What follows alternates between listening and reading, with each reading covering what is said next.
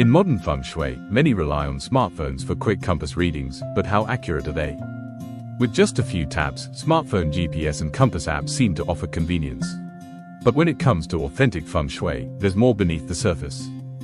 Smartphones rely on three key sensors: GPS, which uses satellites to triangulate your position, a magnetometer, acting like a digital compass, and gyroscopes that track phone orientation.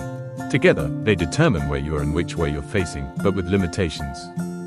Smartphones are convenient. They're portable, fast, and useful for checking general directions during site visits. Many Feng Shui apps even integrate GPS and compass functions for quick landform reviews. But they're not perfect. Compass apps can be distorted by metal or electronics. They lack the detailed markings of a Luopan and require calibration to be accurate. Worse, they can't calculate flying stars or interpret time-based energy shifts. To use your phone effectively, always calibrate the compass first. Avoid using it near electronics. Stand outdoors for better GPS accuracy.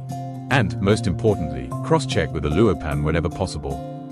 Smartphones are helpful tools, but not a substitute for proper Feng Shui. For accurate audits, landform analysis, and directional energies, a Luopan remains essential. Would you trust your phone for Feng Shui? Use it wisely, but always back it up with authentic practice.